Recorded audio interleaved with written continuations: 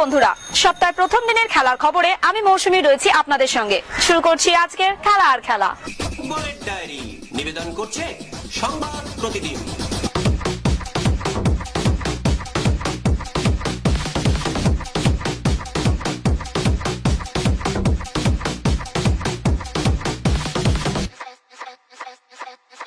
শেষ ম্যাচে ওড়িশাকে বড় ব্যবধানে হারিয়ে এখন বেশ ফুরফুরে ইস্ট বেঙ্গল, তাই এখন থেকেই সমর্থকরা ট্রফি জয়ের স্বপ্ন দেখা শুরু করে দিয়েছে।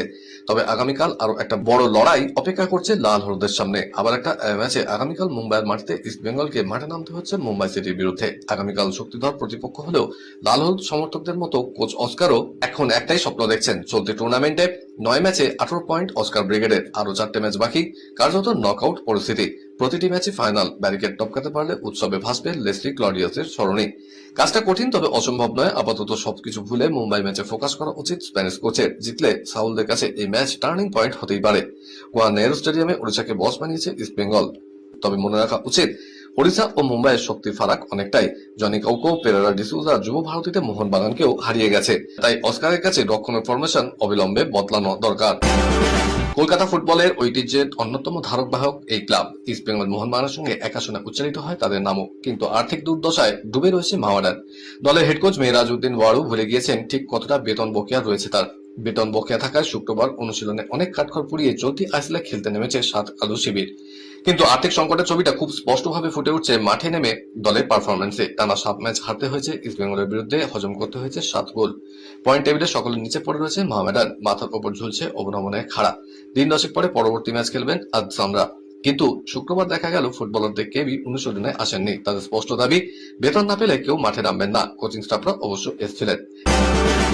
আইএসএল গুরুত্বপূর্ণ ম্যাচে শুক্রবার 2-0 গোলে এফসি গোয়াকে হারিয়ে লিগ টেবিলের শীর্ষে উঠে এসেছে জামশেদপুর এফসি। ম্যাচের 2 গোলই এলো একেবারে শেষের দিকে। এদিন ঘরের মাঠে ম্যাচে 82 মিনিটে প্রথম গোল করে জামশেদপুর এফসিকে এগিয়ে দেন রেই তাচিকাওয়া। সংযুক্তির সময় ব্যবধান বাড়ান মাদি তালাল। এই জয়ের সুবাদে 11 ম্যাচে 21 পয়েন্ট পেয়ে লিগ টেবিলের শীর্ষে উঠে এসেছে তালালরা। দ্বিতীয় স্থানে চলে গেছে মোহনবাগান। যদিও জেসন কামিংসরা 9 ম্যাচ খেলে সংগ্রহ করেছে 20 পয়েন্ট। এফসি গোয়া 11 ম্যাচে 19 পয়েন্ট নিয়ে রয়েছে তৃতীয় স্থানে। গত বছর নভেম্বর মাসে শেষবার টেস্ট সিরিজ খেলেছে ভারত। শুভমান গিলদের আগামী টেস্ট সিরিজ হবে জুন মাসে, অর্থাৎ 7 মাস লাল বলে ক্রিকেট না খেলার পরেও টেস্ট ক্রমতালিকায় উঠেছে ভারত। নেপথ্যে আইসিসির এক নিয়ম। 6 মাস আগে ঘরের মাঠে দক্ষিণ আফ্রিকার কাছে 0-2 চুনকামে লজ্জা হয়েছে ভারতের। তারপরেও পয়েন্ট তালিকায় ইংল্যান্ডকে টপকেছে তারা। ভারতের পয়েন্ট 104, ইংল্যান্ডের 102। ভারত রয়েছে 3 নম্বরে, 4-এ রয়েছে ইংল্যান্ড। শেষ 3 বছরের পারফরমেন্সের উপর ভিত্তি করে এই পয়েন্ট তালিকা তৈরি করেছে আইসিসি। অর্থাৎ 2023 সালের 1 মে থেকে 2026 সালের 1 মে পর্যন্ত যে সমস্ত টেস্ট হয়েছে তার হিসাবে এই পয়েন্ট তালিকা তৈরি হয়েছে। 2025 সালের 1 মের পর যে টেস্ট খেলা হয়েছে তাকে 100% ও আগের 2 বছরের পারফরমেন্সকে 50% ধরে মূল্যায়ন করা হয়েছে। 2023 সালে 1 মের আগে টেস্টে ইংল্যান্ডের পারফরমেন্স ভালো ছিল। ভারতকে একটি টেস্টে হারিয়েও ছিল তারা, কিন্তু সেই সমস্ত টেস্টের পারফরমেন্স হিসাব করা হচ্ছে না। সে কারণেই পয়েন্ট কমেছে ইংল্যান্ডের। পয়েন্ট তালিকার শীর্ষে অস্ট্রেলিয়া, তাদের পয়েন্ট 131। দ্বিতীয় স্থানে থাকা দক্ষিণ আফ্রিকার পয়েন্ট 119। ভারত রয়েছে 3 নম্বরে, শুভমানদের পয়েন্ট 104। 4 নম্বরে থাকা ইংল্যান্ডের পয়েন্ট 102। 5-এ নিউজিল্যান্ড, তাদের পয়েন্ট 101।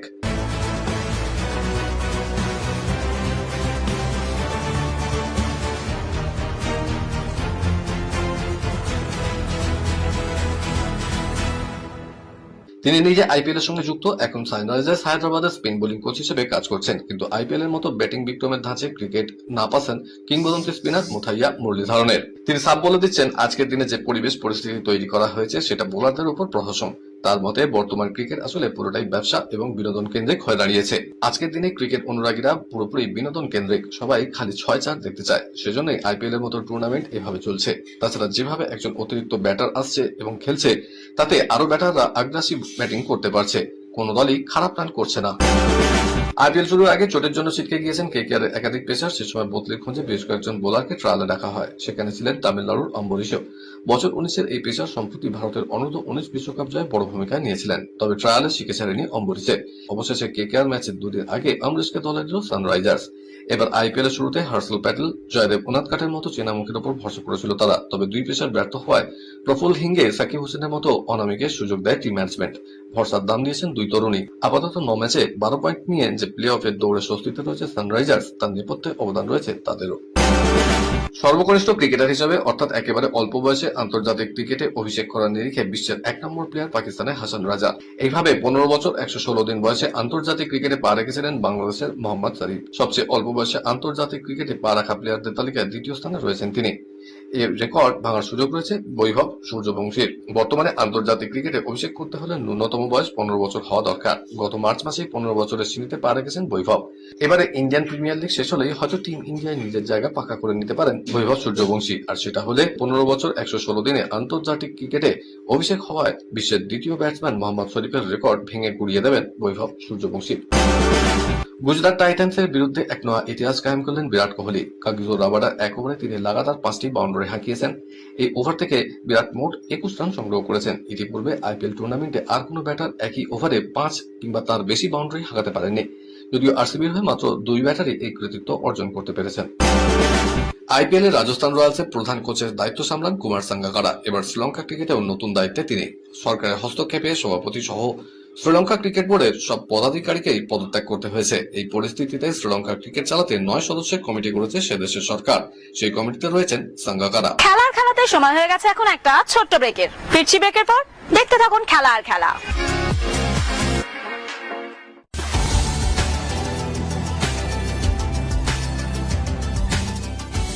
কেআরকে নিউজ মিডিয়া প্রযোজিত সাপ্তাহিক বিনোদন অনুষ্ঠান বিনোদন.com দেখুন প্রতি শনিবার ঠিক রাত 10:25 আপনাদের প্রিয় চ্যানেল ভিশনে।